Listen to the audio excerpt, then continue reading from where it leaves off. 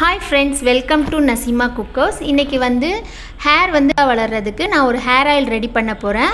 அதுக்கு தேவையான பொருட்கள் என்னென்னன்னு பார்க்கலாம் வாங்க. எல்லாமே நான் சம அளவுல எடுத்துர்க்கேன். கருவேப்பிலை, வேப்பிலை, மருதாணி, சின்ன வெங்காயம், 4 நெல்லிக்காய் இதெல்லாம் நல்லா கிரைண்ட் பண்ணிக்கணும் மிக்ஸில போட்டு. ஒரு சொட்டு தண்ணி கூட ஊத்த கூடாது. நெல்லிக்காயையும் சின்ன வெங்காயத்துலயுமே ஈரத்தன்மை இருக்கும். ஆனா பொறுமையா அரைச்சி எடுத்து அதை வடிகட்டி எடுத்து வச்சுக்கணும். ஏன் வடிகட்டுறோம்னா அந்த சக்கையை போட்டா அந்த சக்கை எண்ணெயோட சேர்ந்து நிறைய எண்ணெய் வேஸ்ட் ஆயிடும். அந்த சக்கையை மட்டும் நம்ம தனியா எடுத்து வச்சுட்டு செக்கில் ஆட்டின தேங்காய் எண்ணெய் ஊற்றிட்டு எடுத்துருக்கேன். இந்த வடிகட்டுனதையும் ஊற்றி நல்லா காய்ச்சணும்.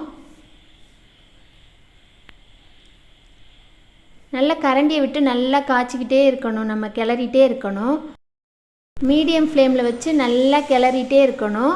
அந்த எண்ணெய் நல்லா அந்த நம்ம அரைச்சி ஊற்றின விழுது ஃபுல்லாக கருப்பாகிற வரைக்கும் நல்லா மீடியம் ஃப்ளேமில் வச்சு நமைச்சிக்கிட்டே இருக்கணும்.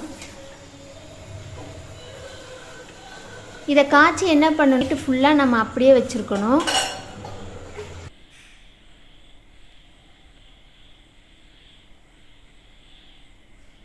இப்போ பாருங்கள், காய்ச்சினதை தூக்கி நான் ஒரு பாட்டிலில் ஊற்றி ஃபில் பண்ணி எடுத்து வச்சுருக்கேன். இதை டெய்லியும் தேய்ச்சி நம்ம சாதாரணமாகவும் தேய்க்கலாம். அப்புறம் குளிக்கும் பொழுதும் தலைக்கு தேய்ச்சி குளிக்கலாம். நல்ல முடி க்ரோத் கிடைக்கும். இப்போ பாருங்கள், என் பொண்ணுக்கு நல்லா இவ்வளோ முடி வளர்ந்துருக்கு. இந்த எண்ணெய் தான் நான் ரொம்ப வருஷமாக தேய்ச்சிட்டு வரேன்.